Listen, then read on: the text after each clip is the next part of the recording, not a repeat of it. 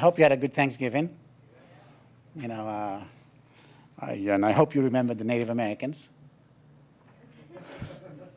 I do. I always tell my children to remember Native Americans because they're part of the story.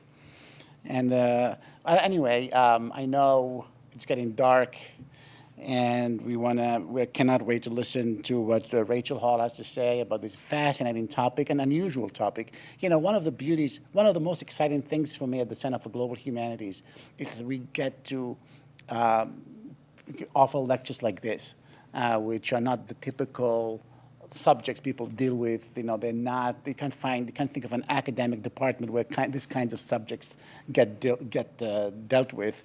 And so we're lucky to have Rachel, whose book published by Duke University Press ought to be and is probably one of the best treatments of this subject. So Rachel Hall is Associate Professor of Communication and Rhetorical Studies at Syracuse University, great institution. She's currently working on 2 book projects, Children Under Surveillance, The Performative Geographies of Child Safety, and Crafting Experience, Making and Sharing Home via DIY Cultures and Digital Media Platforms. Her other publications include Wanted, The Outlaw in American Visual Culture, published by University of Virginia Press in 2009, and articles in Rhetoric and Public Affairs, Performance Research, Women's Studies Quarterly, The Communication Review, Camera Obscura, Feminism, Culture, and Media Studies, and Hypatia, Journal of Feminist Philosophy. And I know she's going to be teaching a fascinating course next semester at Syracuse University called Critical Surveillance Studies. So the topic of surveillance, it's very apropos, very timely, especially in our current times. So please help me welcome Rachel Hall to the podium.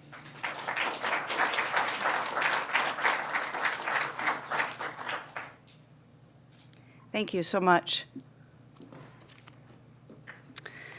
Thank you for being here with me tonight. I am both honored and excited to be here. I want to especially thank Anouar Majid, Elizabeth Bennett, and Dave for helping with the slides, and of course the Center for Global Humanities for hosting me here tonight. So thank you. I thought I'd start by talking just a bit about where this project started for me, and then kind of delve into sharing some of my research and ideas with you all. So this all started with a feeling of extreme discomfort in the immediate post-9/11 moment. And I was uncomfortable with what I felt was the kind of glee that some of my fellow Americans, with which some of my fellow Americans were embracing the new airport security apparatus as the TSA was established and then sort of rolled out progressively over the months and years to come.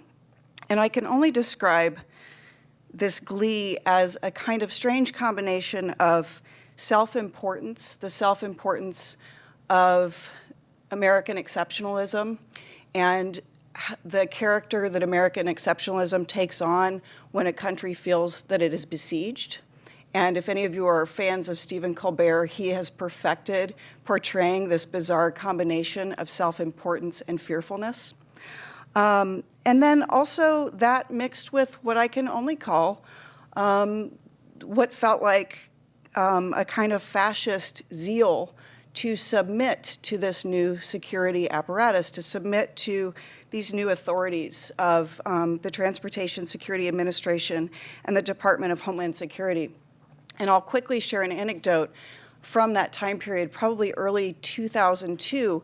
I was flying out of a small regional airport, Raleigh-Durham, some of you may know it, in North Carolina. At the time, I was a graduate student at UNC Chapel Hill. And this sleepy little airport was being swept by troops, uniformed guards with semi-automatic weapons and bomb-sniffing dogs. And I thought, oh, this kind of overkill, right? It was my first thought. But then I immediately was transported back to a memory of being a student in Paris in the mid-90s, at a time when right around the Paris Metro and air-air bombings of 1995 by the armed Islamic group, which was attempting to broaden the Algerian civil war to France. And at that time, it was not uncommon to see these squads of armed guards with semi-automatic weapons and bomb-sniffing dogs. All of the trash receptacles had been sealed off in the metros because those are where bombs had been left. And so I share that moment of flashing back to Paris in the mid-90s because I think it is a concise way of talking about how Islamophobia took longer to arrive in Raleigh-Durham, North Carolina than Paris. But I also share that anecdote because I want to begin by saying that there's nothing culturally neutral about airport security, even though that's what many of the experts and architects will tell you.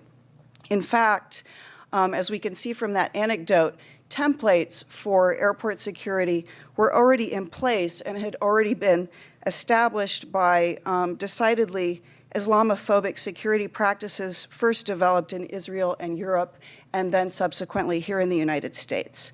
So this talk is in part about challenging the claims that surveillance and security are culturally neutral or universally applicable or without bias. In that moment in the airport in Raleigh-Durham, I felt like an outsider in my own culture.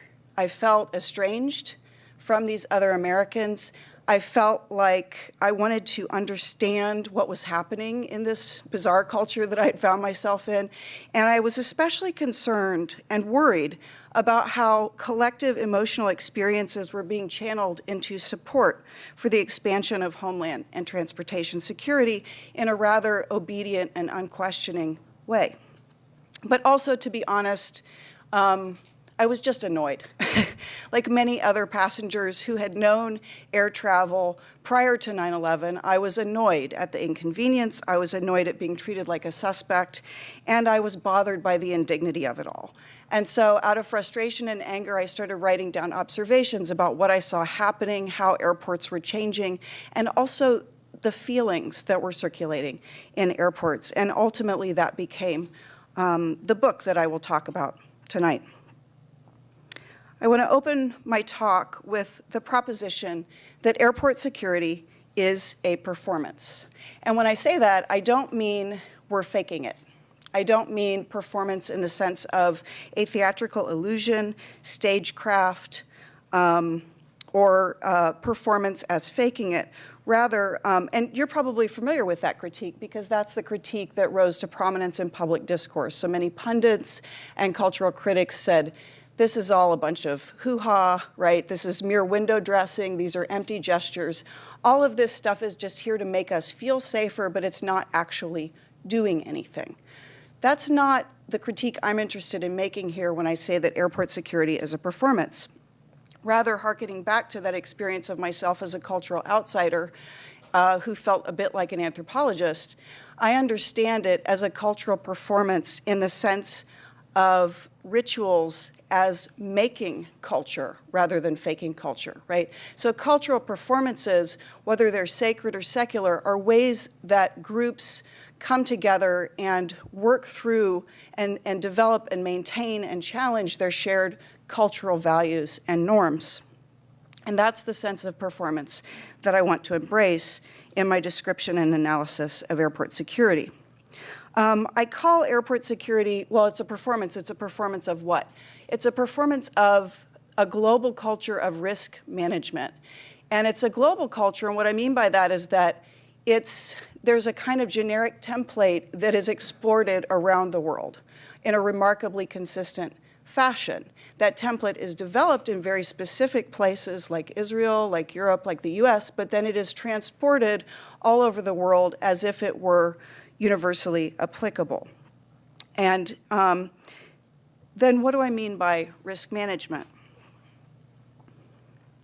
Risk management is a type of social administration that came to prominence in the late 20th and early 21st century. And it's a type of social administration that has come to replace what we knew in the 20th century, or some of us older folks in the room knew in the 20th century as the welfare state, right? So if the welfare state adopted a pastoral approach to governance, where governance is about care for the population, and admittedly was often paternalistic in practice, risk management is about approaching the world as enfolded with all manner of risks. So this approach to governance views the world as a very dangerous place, and it trains experts in its own logic, a logic that links specific activities, behaviors, and conduct in the present moment to the general probabilities of their consequences in the future, so as to avoid unwanted events and outcomes. Critics of this kind of governance, risk management, argue that it can also be described as reflexive governance insofar as it shifts the burden of governance from states and administrative officials to citizens, right? So think of, it offloads risk and its management onto individuals. So you can think of like the Department of Homeland Security's publications online and print for families in emergency preparedness. There's a hurricane coming. What are you and your family going to do to prepare, right? So there's often a kind of imbalance between the magnitude of the risk or threat and then those who are supposed to somehow do something about it. In the case of terrorism prevention, the risk management approach to terrorism prevention assumes that the unwanted event will occur again and that it could issue from anywhere or any time. So we know it's going to happen again. We just don't know where, we don't know how, we don't know when. And so what we must do is assume that it's always a latent possibility. It's always there. It's always lurking. It could happen now, tomorrow, the next day.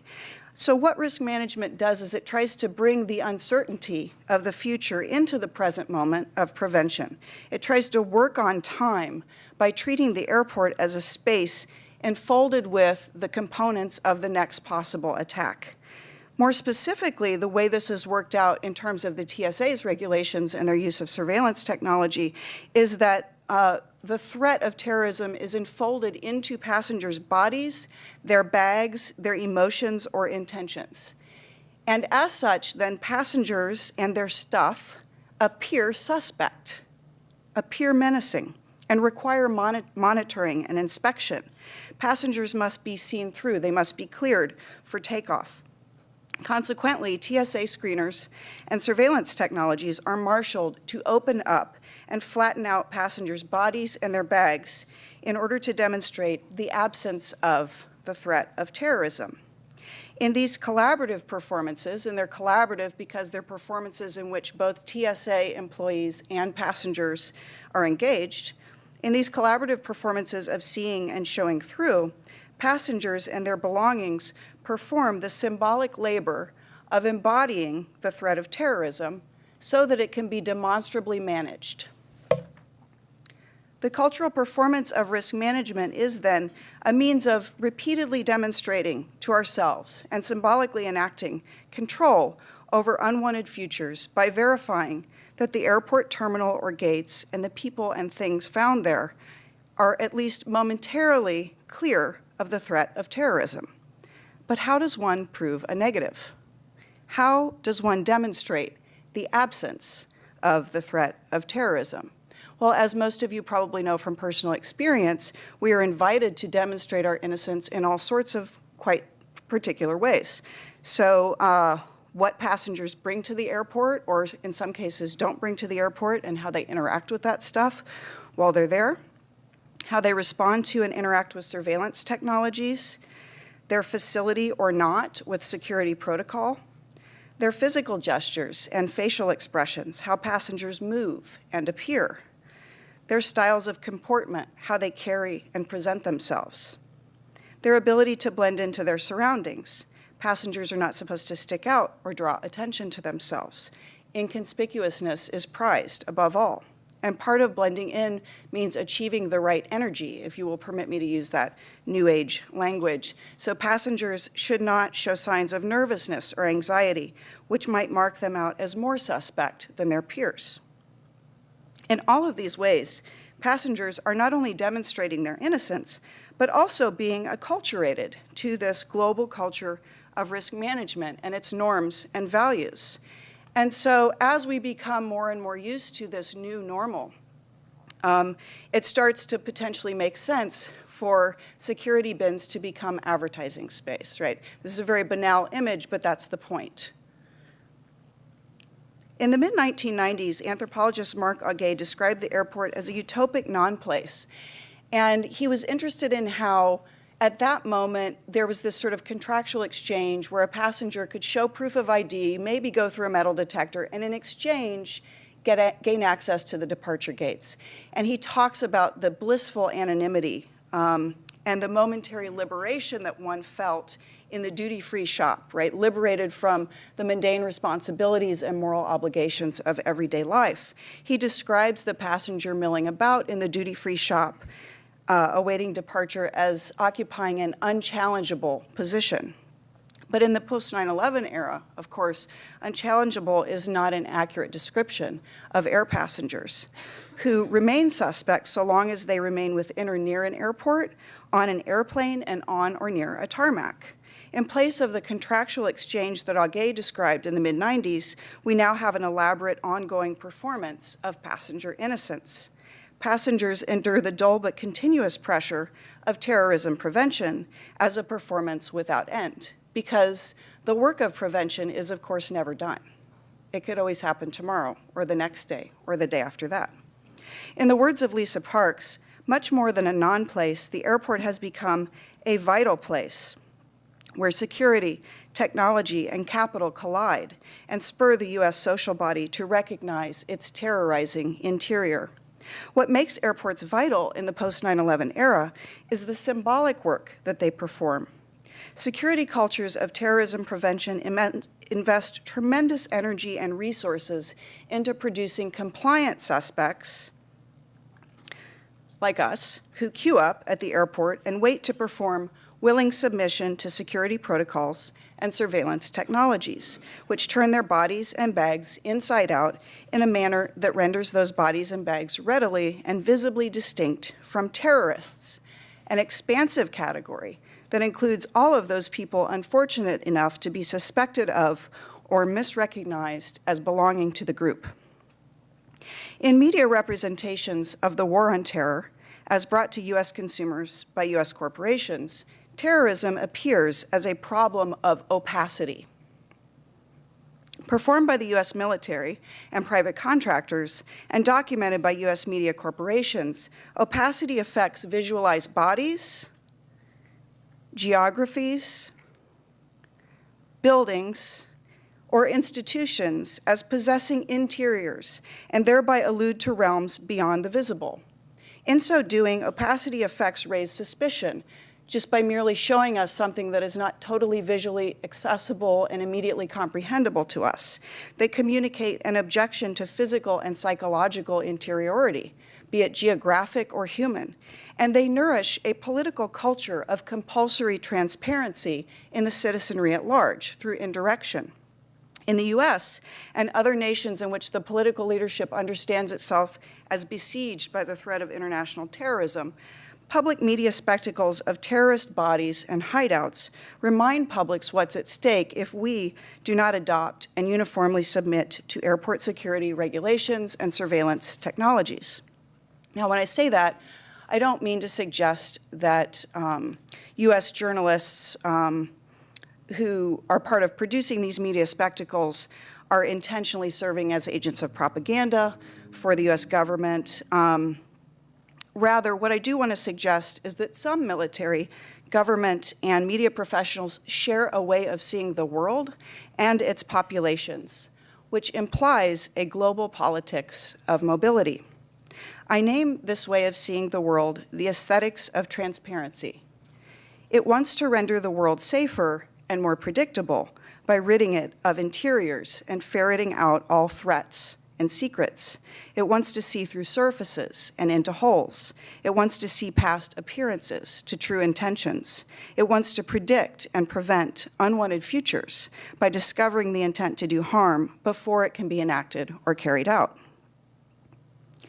If terrorist embodiment is a problem of opacity in U.S. media representations, then securitized airports treat all passengers as suspect or threateningly opaque until they perform voluntary transparency or demonstrate willingness to be monitored and readiness for inspection.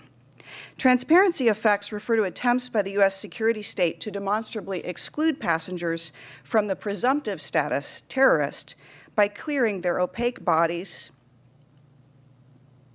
bags, and belongings for takeoff. Transparency effects reinforce a distinction between surface and depth, only to perform operations of flattening upon passengers and their things, which render the interior as surface, making it available as a screen for the projections of surveillance technologies, security experts, vigilante neighbors, or fellow citizens on high alert. Increasingly, airport security is moving such operations of seeing and showing through off-site through subscription-based private and public trusted traveler programs, which promise convenience at the checkpoint in exchange for providing biometric data, travel information, and submitting to a background check, and then also usually a modest fee. I think it's about $100 for TSA PreCheck now and likely more for the private programs. This move off-site may insulate those practices of data collection, mining, and profiling further from public scrutiny.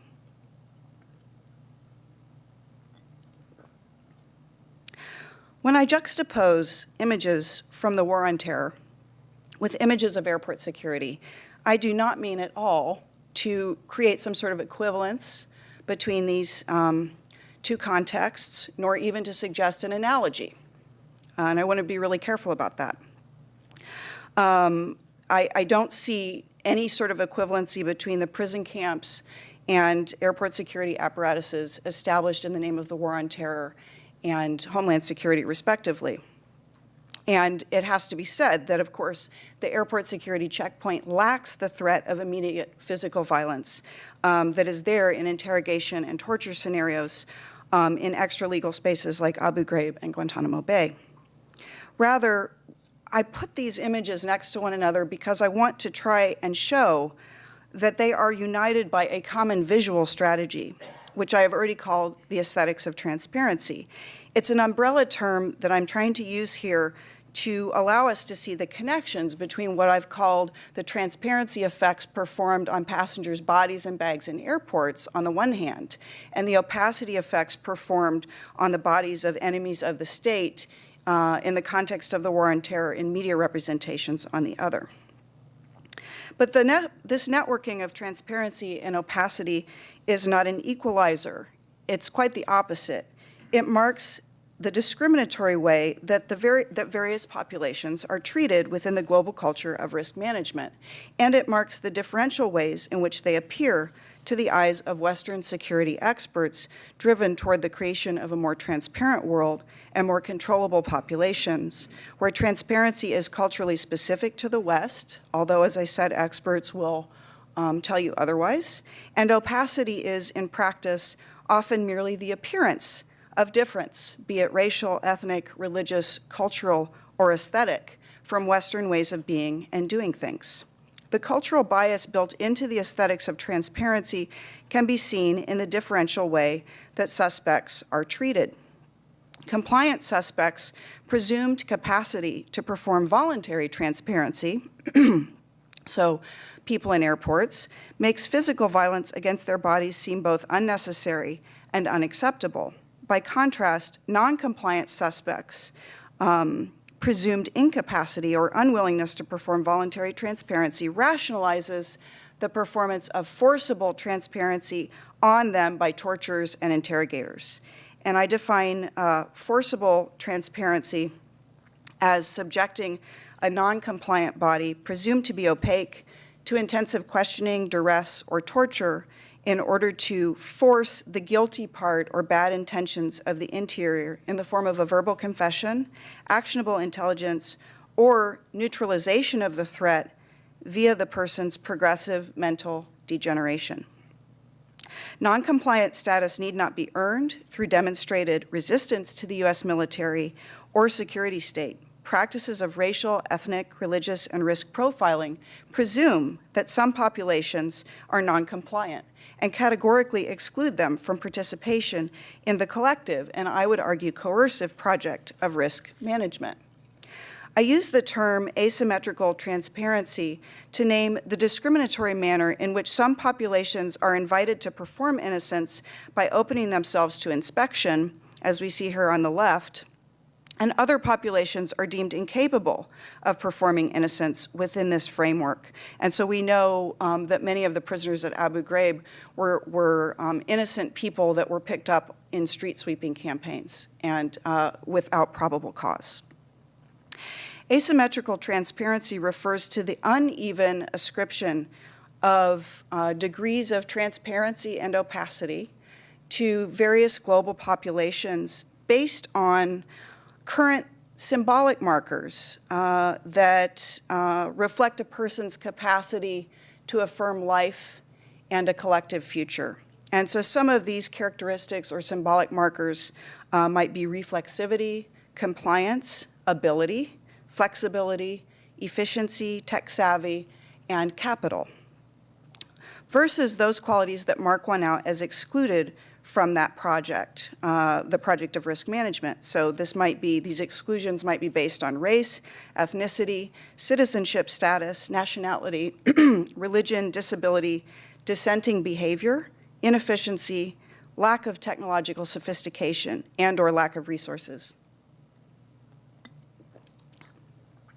The asymmetry of presumed capacity and presumed incapacity provides a way to understand how citizens of nations like the U.S. that pour resources into high-tech security for their borders and transportation networks have come to recognize themselves as fundamentally different from and somehow more innocent than the ordinary Iraqis, Afghanis, and other non-Westerners subjected to low-tech means of control via detention, torture, and abuse in the name of the war on terror, in many cases, as I said, without probable cause.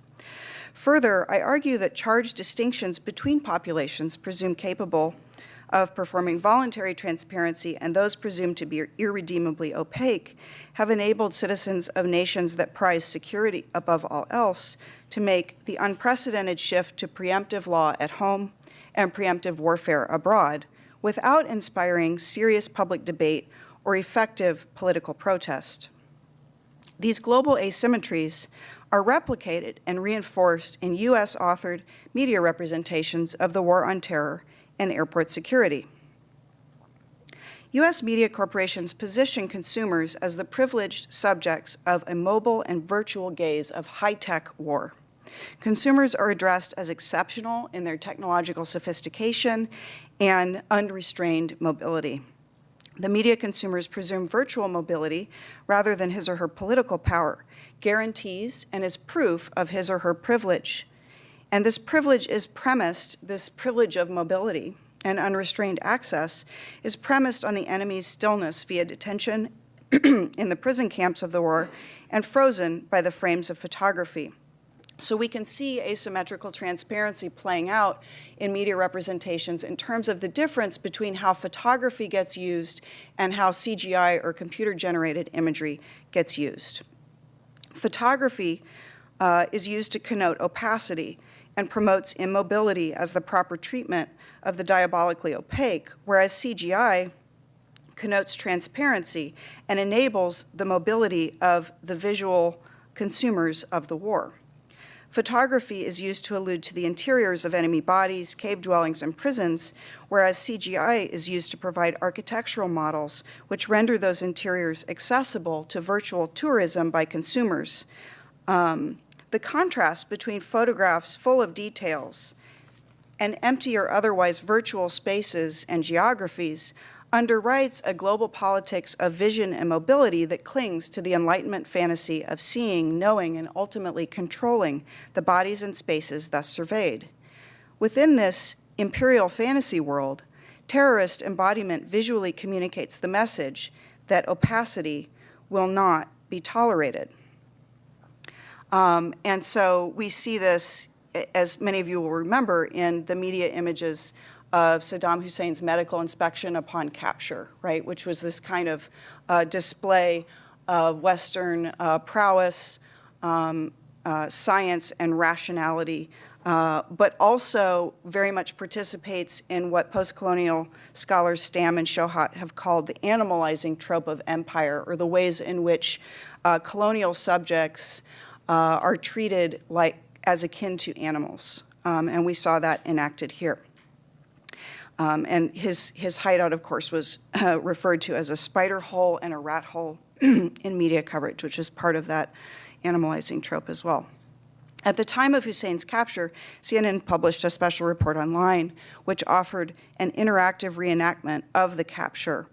The online special report departs from previous productions of racialized, colonized bodies by making the capture into an interactive game. Likewise, diverse media outlets use CGI to model Osama bin Laden's compound in Abbottabad, Pakistan, where Navy SEALs killed him under cover of night. So this is a graphic published in the New York Times on May 3rd, 2011, and the news organization here uses CGI to simulate the compound in a series of images designed to help its readership understand the spatial layout of the compound and the temporal sequence of the raid, killing, and removal of bin Laden's remains. Interestingly, the use of CGI simulates the architecture of the compound but remains empty of actors. There are no inhabitants, Navy SEALs, human shields, nor bin Laden. All of the action takes place in the dry, accompanying textual narrative. So CGI takes us there, not in the sense of documentary or world traveling via documentary, but rather in terms of a mobile graphic that simulates a tourist attraction and lends a strange architectural, if not surgical precision to U.S. military operations. It also reinforces the notion that the media consumer, as tourist, is a kind of roving, disembodied eye with easy access.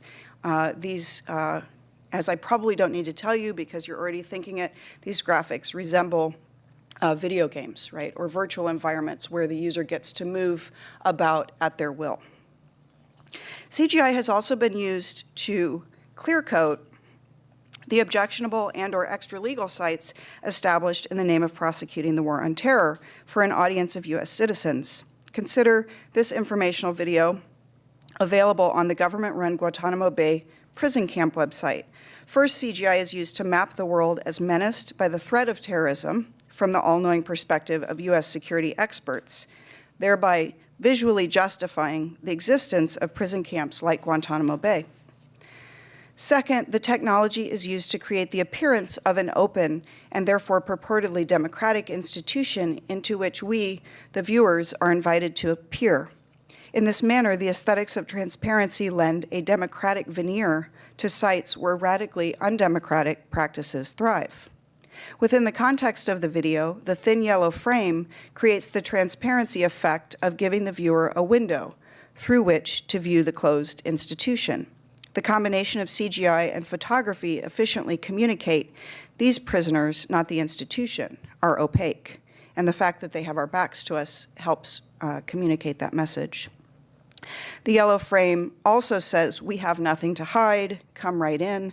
In fact, we are proud of the quality and care that we provide for our prisoners. The video proudly proclaims that detainees have access to outdoor recreation, undisturbed prayer, and receive unsurpassed medical care and meals specially prepared to the dietary and cultural specifications of inmates. No mention is made of the practice of force-feeding prisoners who go on hunger strikes to protest wrongful imprisonment and inhumane treatment.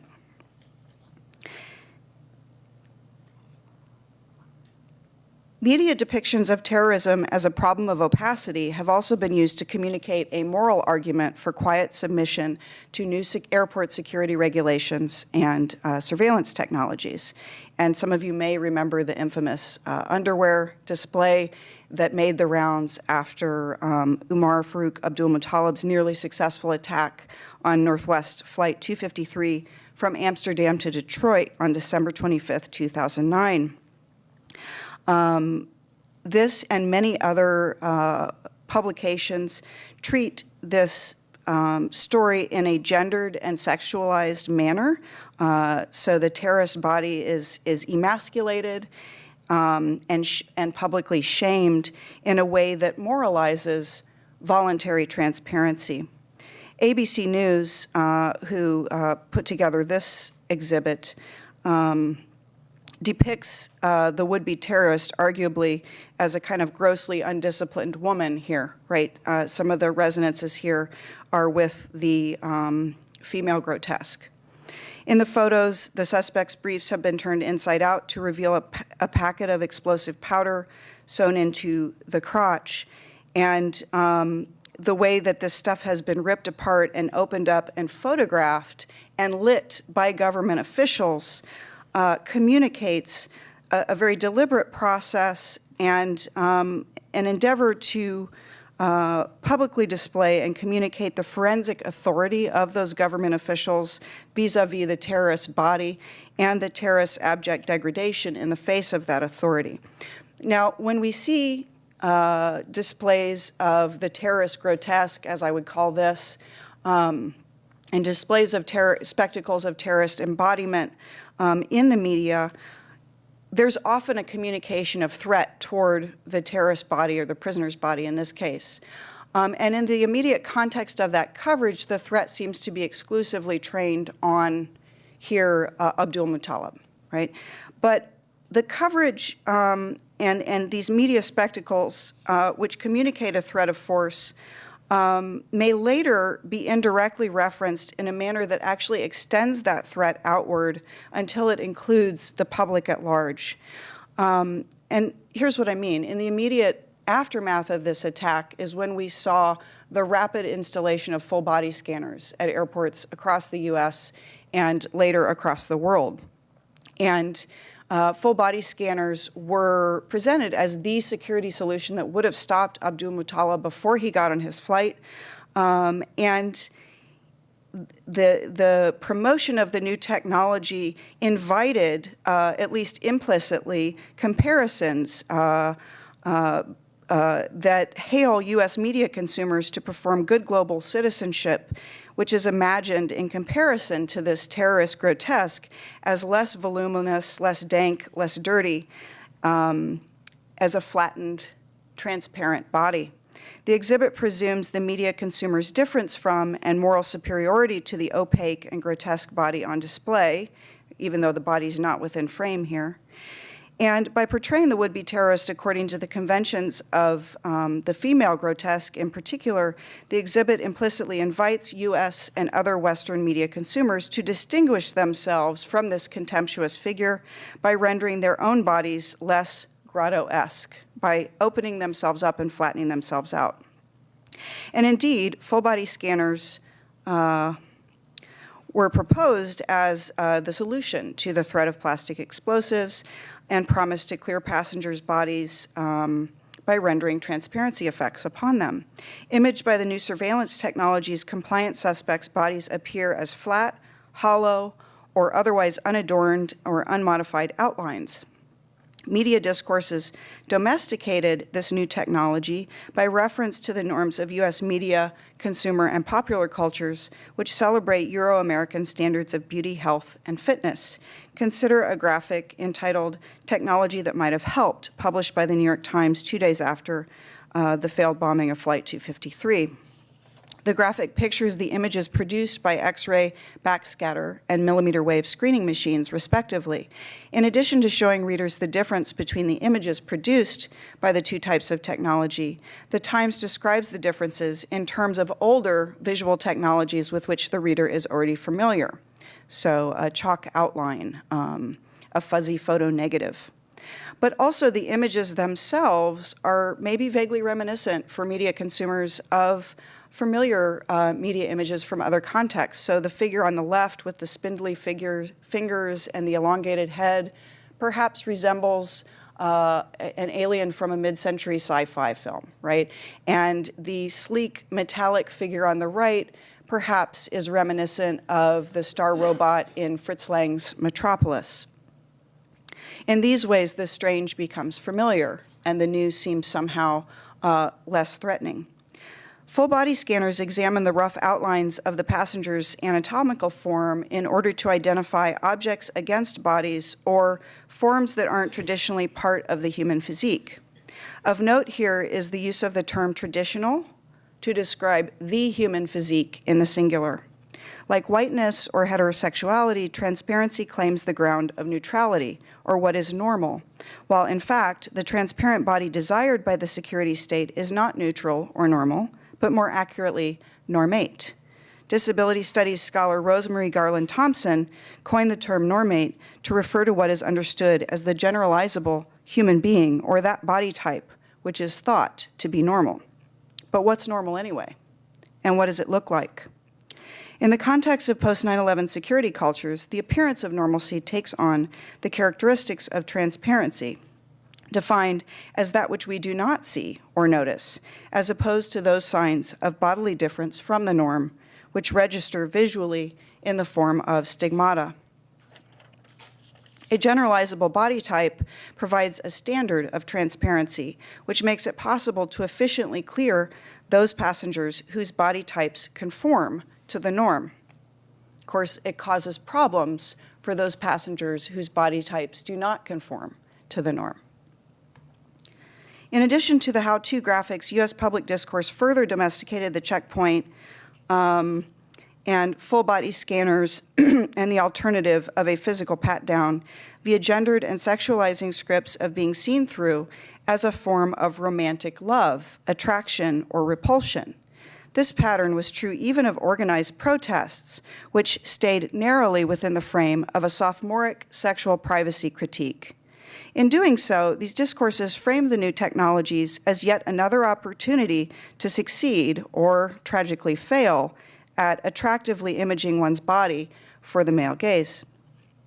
Public discourse suppressed the fact that the differential application of high and low-tech surveillance methods is organized according to a racial norm, where race isn't understood narrowly in the terms of one's phenotype, but in the broader terms of which global populations are presumed capable of participating in terrorism prevention and which populations are written off as irredeemably opaque and untrustworthy. In this context, the high-tech screening of air passengers in securitized airports is actually one of the ways in which their difference from the animalized suspects in the war on terror is symbolically performed and reinforced. In contrast to the stubbornly non-compliant and grotesquely opaque bodies featured in mediated spectacles of terrorism, the compliant suspects moving through airports are presumed to be self-subduing or capable of performing voluntary transparency. Air passengers need only wait to be told what to do, proceed calmly toward the machine, wait their turn, step on the footprints, and raise their hands above their head. Lightly place their fingertips on the scanner bed, or hold still for the retina scanner until a border protection officer tells them they are free to go. When air passengers allow their bodies to be scanned by these machines in full view of their fellow passengers, they lend their tacit support to preemptive law at home and as distinct from preemptive warfare abroad. Consent is not given verbally, it is performed, it is enacted via participation.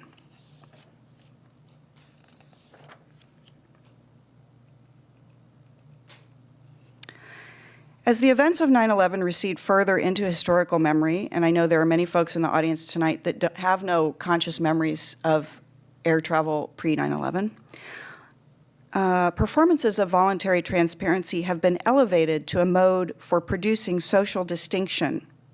Executed with panache, performances of voluntary transparency require the embodiment of a brand of neo-cosmopolitanism, which I call transparency chic.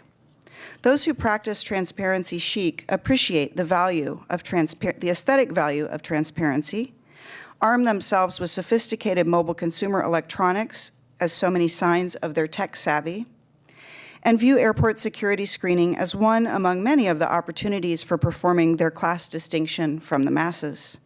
Consider, for example, the cover of the May 2012 travel issue of Smithsonian Magazine, which visualizes summer travel as an X-ray image of the future vacationers luggage. So here we have a security image, a surveillance image of a scanned bag, but there's nothing sinister about this image, right? It looks like it's full of pleasure and the promise of delights. There's a drink mixer and a margarita glass, sunglasses, flip-flops, earbuds, scuba fins. This is a very positive, very light image of the promise of pleasure and relaxation on vacation. But it raises the question of, in what sort of a culture does the summer reader or hopeful traveler borrow the promise of relaxation and the sort of quality of hip sophistication that this image has from a security image, right? How do we get here? Is this perhaps a kinder, gentler formulation of what market researcher Jim Boulin has called preparedness chic? Crystallized in the suburban driver's choice of a Hummer for everyday driving, preparedness chic implies a defensive ethic of mobile citizenship. It's about not letting anything get in your way, and at the extreme, about intimidating others to get out of your way. If preparedness chic has about it a character of vigilantism, mobilizing citizens to defend their homes and families and perform their own emergency management, then transparency chic is about the privilege of secure mobility, the immense resources deployed to secure the mobility of some at the expense of many others. In contrast to the heavy aesthetics of the armored vehicle, transparency chic celebrates self-exposure for the sake of secure mobility. It's an index of the first world traveler's privileged paranoia, or her desire to reap the rewards of mobility while avoiding the risks. Transparency chic takes the form of a willingness to open the live body, its accoutrements and possessions, as well as its digital double, to routine inspection and analysis. In the service of securitized mobility, transparency does not symbolize genuine openness to the world and to new experiences. Genuine openness might open one up to the possibility of future harm or injury, as well as the possibility of adventure. In the service of privileged securitized mobility, signs and signals of openness actually encase members of the traveling classes and their belongings in a kind of magical, secure force field as a means of preparing those bodies for commercial air travel. Rather than curtail their mobility, these citizens remobilize in a more secure fashion. Transparency as the appearance or image of openness to inspection ironically functions as a kind of mobile enclosure, a human-size zip-top bag. I'd like to end on a more hopeful note, and so I'd like to offer up the Porte Ouverte campaign as a response to the terrorist attacks in Paris last November. This campaign was very encouraging to me, given what I study, precisely because it refused transparency as a kind of mobile encasement in favor of genuine openness to strangers, even in the moments that are most terrifying, and extending the benefit of the doubt rather than defaulting to viewing others with suspicion and savvy skepticism. And note that the campaign did not need to employ the look of transparency in order to mobilize what I understand as a more genuine model of transparency. I would like to conclude by suggesting that the aesthetics of transparency supports a global politics of mobility in which global compliant suspects support and celebrate their mobility via voluntary transparency, and globally disenfranchised communities are incarcerated for reasons that have more to do with their perceived embodiment or general condition of riskiness than punishment for a particular crime. A sort of riskiness that is not celebrated as an affirmation of life, but carries the threat of death and must therefore be confined. Unlike good, read compliant suspects who retain their mobility and are managed as imminent threats, high-risk groups are increasingly managed via enclosure in carceral regimes for reasons, and by carceral regimes, I mean prison-like structures that are not, in fact, prisons. So you might think of refugee camps as an example of a carceral regime for reasons that far exceed punishment and penalty. And I want to suggest to you that we need an alternative politics of global mobility, and I hope that we can start to begin that conversation here tonight. And I think that given that asymmetrical transparency relies on a perception and construction of threat that is not universally shared, we have to call this out as it's happening and challenge it. And one way to do that is always to ask, whenever anyone invokes security or surveillance, security for whom, from what, and to do what in the world. Thank you.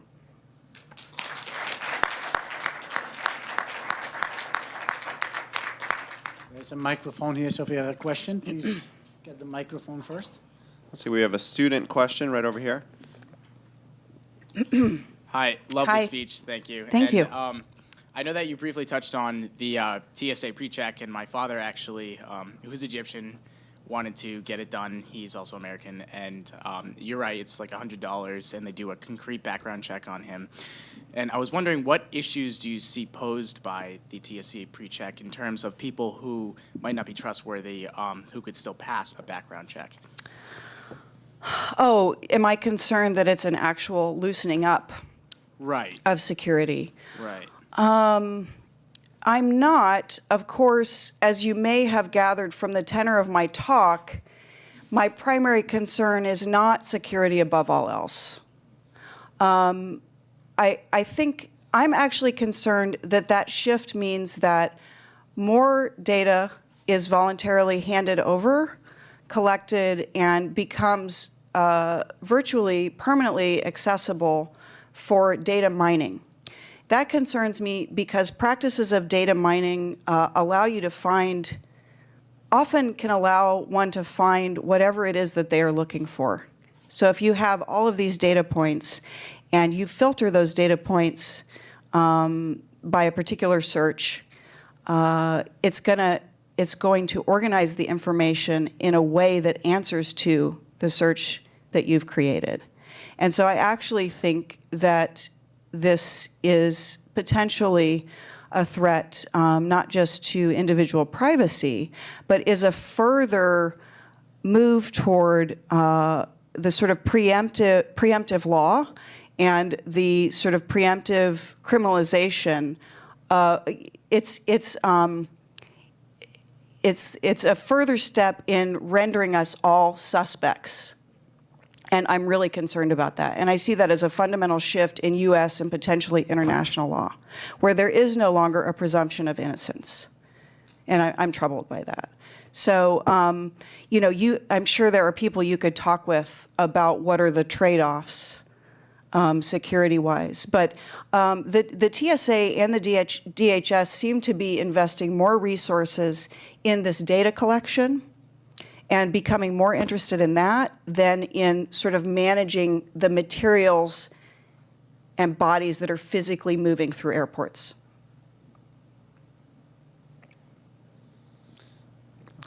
Question right here. First of all, I've always thought that going through TSA PreCheck was my act of theater, so that each one of us is a performer in it, which is a slightly different twist on what you're saying, but that was my only way to rationalize putting up with it. But Can you say a little bit more about that? So that's a way for you to take agency? yes. And what do you mean when you say it's your act of theater? That you're sort of playing along? Well, yes, I think of the whole thing as a giant theatrical performance. And so I'm one of the actors in the performance. Maybe not a willing one, but I'm going along with it. And that's what we all have to do, right? Unless you want to forfeit the right to fly, and people fly for all kinds of compelling reasons, for love, illness, death, work, travel.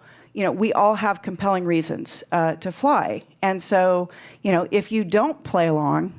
Right. Well, that's my question. So, yeah, I mean, I one time said to somebody, oh, if everybody gets TSA pre-check, only the terrorists will be in the regular line. And I practically got kicked out of the airport for what I thought was a joke. Well, Apparently not, but You know, I think it was in 2004, I'm not sure about that, but the TSA actually instituted a no joking zone at the checkpoint. I'm sure. And that went on for some time. And I'm actually, and I talk about this in the conclusion, but in the conclusion I talk about ways that these practices are actually extending far beyond airports, right, into other spaces of our everyday lives. And one of the ways that that extension happens is through what I call controlled tone zones, which sounds ludicrous, and I mean it to sound ludicrous. So the no joking zone is an example, but also if you think about in recent years how at the Republican and National Democratic conventions, protesters, they create these pens for protesters, so they're actually caged in. So there are these spaces where dissent is allowed to take place, but the dissenters are really speaking to one another and not part of the event and not allowed access to the event. And I could go on with other examples, Right. but I'm concerned by that chill on public life and how this pressure to perform inconspicuousness, even if we are acting as if, even if we don't buy into the threat construction and we don't really fear it, if we have to go along with it in order to fly, then are we still part of a kind of slow creep that potentially changes the character of public culture in a way that makes it more difficult to dissent, dissent being something that is so crucial to democratic public culture? Right. So what I'm wondering with all of this is, what are you proposing other than stand up and say, you know, in front of a group of people who possibly agree with you, this sucks, you know? Well, there are all sorts of fun examples of resistance peppered throughout the book. There's a great comedy sketch out of Australia after the Ziploc bag rule was instituted, where they went to Heathrow wearing just shorts and human-sized zip-top bags, and they show up and they say, we just wanted to make sure we were complying, you know, with regulations. The German pirate party went to the airport already barely clothed, and that was a kind of in resistance to the full body scanners. I think those are fun, and I love the sense of humor. There was also a performance troupe that established a no joking zone at a mall and then studied people's behaviors. And I applaud all of this, but I don't think it's enough. I don't think these individual acts of resistance, as lovely and funny as they are enough. And so I think whenever we talk about surveillance and security in public discourse, it tends to be a conversation about, is this working or not? Is this making us safer or not? Who's us? That's the first problem. We can't just assume an us. We have to actually talk about who we are talking about, because part of the point of this talk and of the book is that surveillance technologies and techniques are developed and implemented in a discriminatory manner. And you see this over and over and over again if you read the history and you do the case studies. And so making who safer, from what, and to do what. And so I think we have to just bring it back and get really basic about forcing our political leaders to define their terms and to define who this is serving and at whose expense. And I think that could be really difficult to do. I'm also increasingly interested in thinking about how the surveillance apparatuses and policies in place could be retooled to serve very different ends. So is it possible that some of this stuff could be diverted away from security above all else to care for populations? Are there potentially more benevolent uses of these technologies that we have not yet discovered? And again, can we at least have that conversation? Can we try and move ourselves out of this knee-jerk frame of, we're under siege, we want to be safe. Surveillance will help us be safe. From what? To do what? For whom?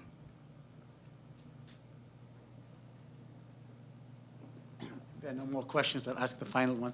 Okay. I mean, you asked this question, who is us? And may I reverse the question and ask, Yeah.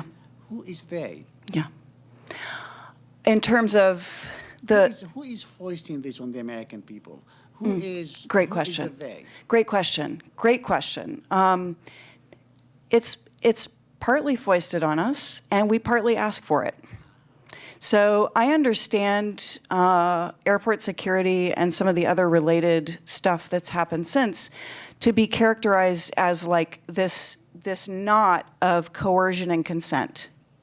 In part we consent, and in part we are being coerced, right? So the coercion, the consenting part is many of us want, if you look at the history of how particular policies and surveillance technologies get implemented, it's always in response to a particular attack or close call, and it's always in the image of that attack or close call, right? So the full body scanners as a response to Abdul Muttalib's underwear bomb, right? So that reactionary character kind of shows us that there's an attempt to appease a fearful public, and that there is a desire on the part of the traveling public to be made to feel safe, to be made to feel that something's being done. George Carlin talks about this by saying that airport security is only there to make white people feel safe, right? So he's got the discriminatory aspect built right into his joke there. That's the consenting part. The coercion part is what we were talking about earlier. If you don't play along, you don't get to fly, right? So your mobility can be taken away at a moment's notice. And it's also coercive in a more indirect fashion. If you don't play along, you may be part of the problem. You may make us more susceptible to the next attack. Don't you care that this could happen again, et cetera? Thank you. Thank you. Okay, that ends our event. Thank you so much for coming.